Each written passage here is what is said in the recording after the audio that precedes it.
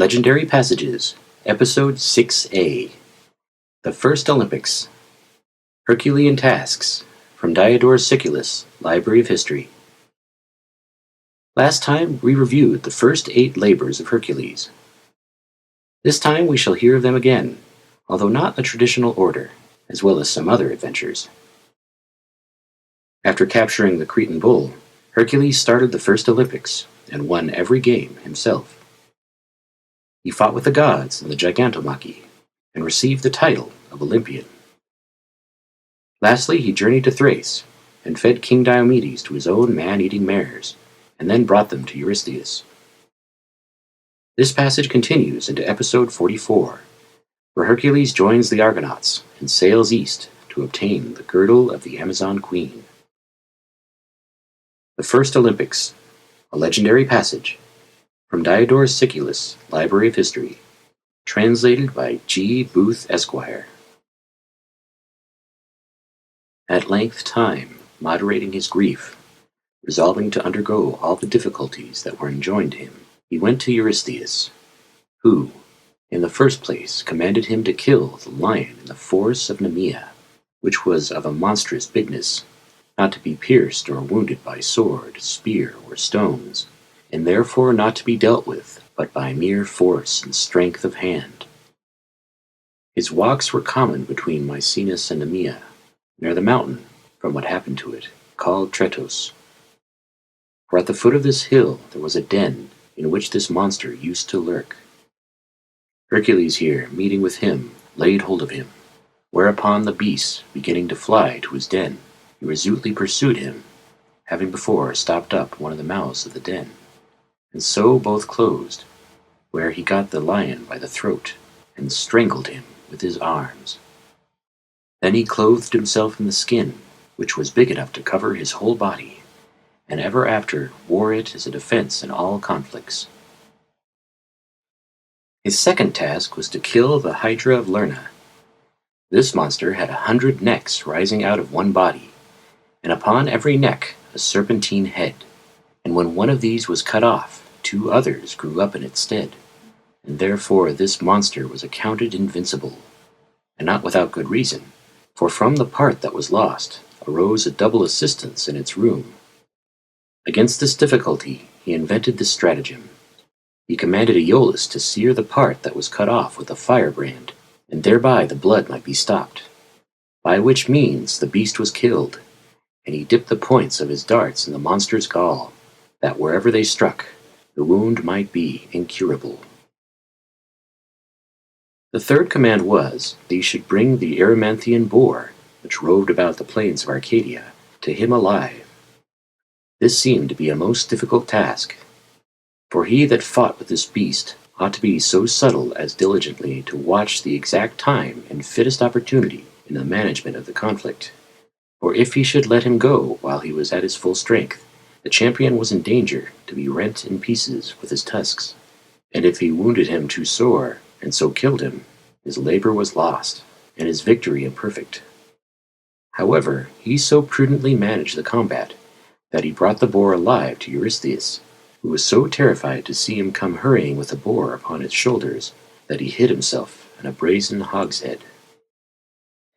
In the meantime, Hercules subdued the centaurs upon this occasion. There was one Pholus among the centaurs, from whom the neighboring mountain was called Pholos. This same, having entertained Hercules as his guest, took up a hogshead of wine that had for a long time been buried in the earth.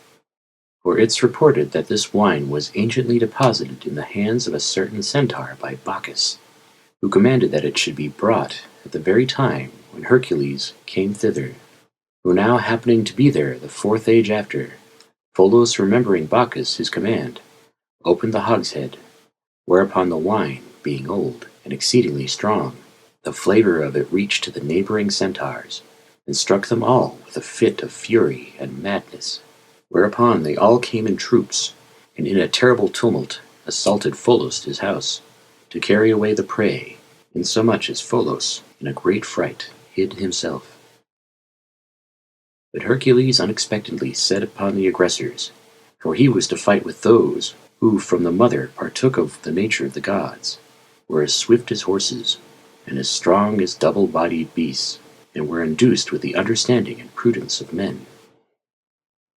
Some of these centaurs assailed him with fir trees, plucked up by the roots, others with huge and massy stones, some with lighted firebrands, and others with axes, with whom he undauntedly entered the list, and fought with that bravery as was agreeable to the glory of his former actions. Their mother Nephele assisted them by a violent storm of rain, which was no prejudice to them that were 4-footed, but he that had 2 had by this means a troublesome and slippery standing. However, Hercules with wonderful valor overcame them, that had so many and great advantages above him, killing most of them, and putting the rest to flight. Of those that were slain, the most remarkable were Daphnis, Argius, Amphion, Hippotion, Oreus, Isoples, Melanchetes, Thereus, Dupo, and Phrixus. Every one of those that fled came afterwards to condign punishment. For Commodus, because he ravished in Arcadia Alcyone, the sister of Eurystheus, was slain by Hercules, for which his generosity was greatly admired. For though he hated his enemy upon his own private account, yet he judged it a commendable piece of humanity to have compassion of a woman in her afflicted condition, upon the account of her dishonor and disgrace. Somewhat likewise remarkable happened to Pholus, Hercules his friend, for bearing the centaurs that were killed, upon the account of his kindred and relation to them, plucking a dart out of one of them, he chanced with the point mortally to wound himself, of which he died, whom Heracles with great pomp and state buried at the foot of the mount, which fell out to be far more glorious than the most stately monument, for the mountain, being called Pholo, preserves the memory of him buried there, not by character and inscriptions, but by similitude of name. In the same manner he killed Chiron, eminent for his art and physic, by chance with the throwing of a dart. But this that has been said of the centaurs shall suffice. Afterwards Heracles received a further command, that he should take the swift hart that had golden horns, and bring him to the king. This he performed more by art and subtlety than strength of body, for some say he took her in a net, others by tracing her to the place where she rested, and there laying hold on her when she was asleep. But others say that he ran her down, and so gained her by swiftness of foot.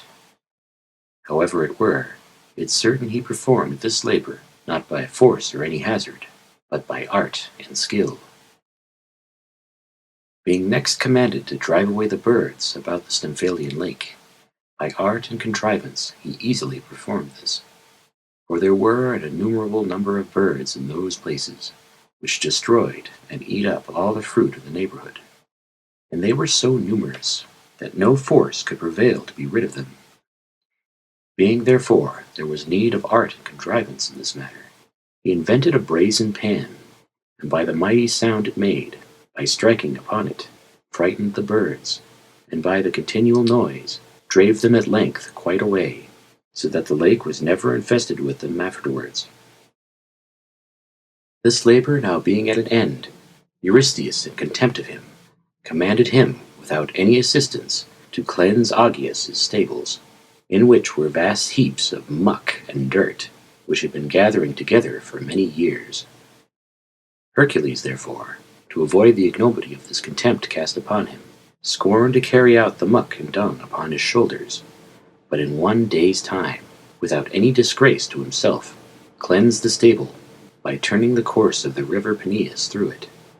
In which thing the ingenuity of Hercules is admirable, who so executed the proud command of his domineering master, as to avoid every thing that was base and unbecoming the glory of his immortal honor.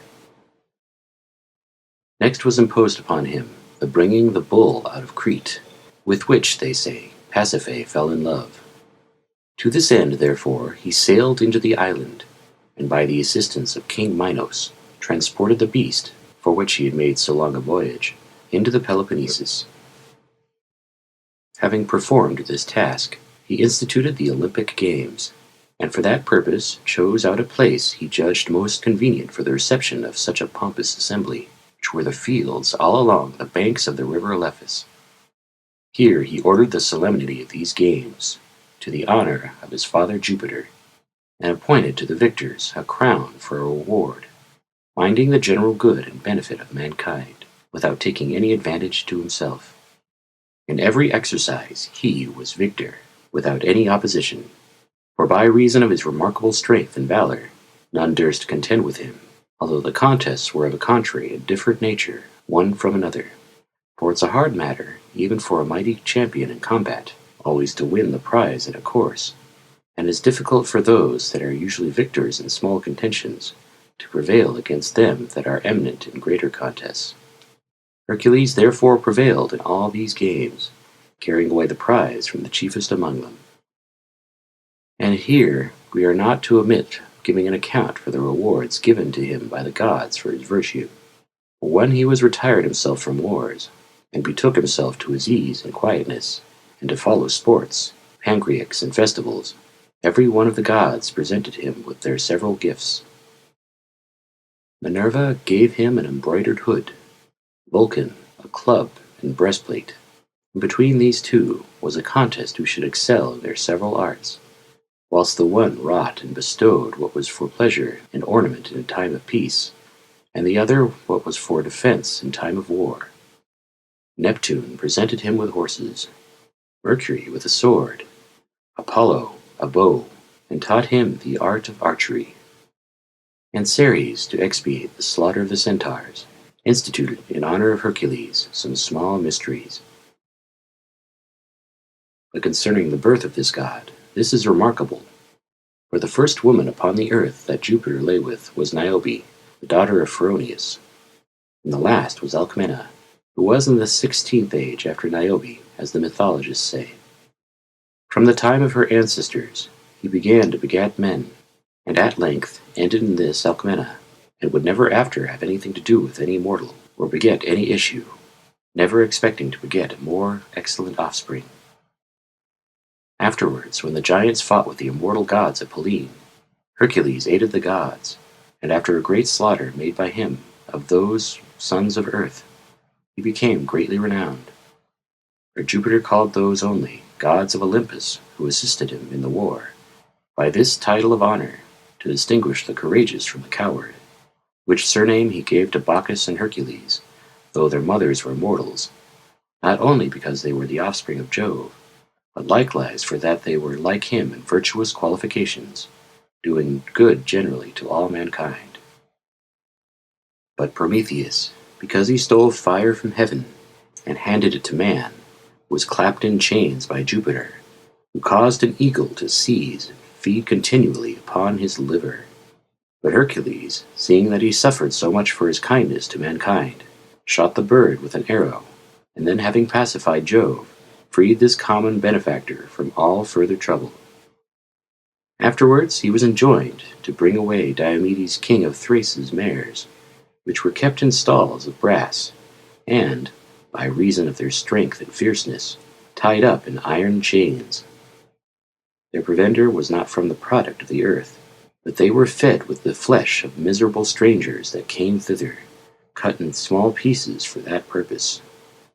Hercules, to gain possession of them, laid out their own master Diomedes before them, who satiated their hunger by his flesh, who had wickedly taught them to feed upon flesh, thereby became tame and manageable.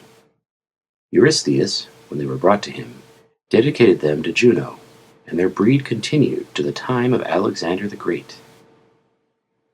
When he had performed this labor, he sailed with Jason to Colchis, to bring away the golden fleece by force of arms. But of this we shall speak when we come to the expedition of the Argonauts.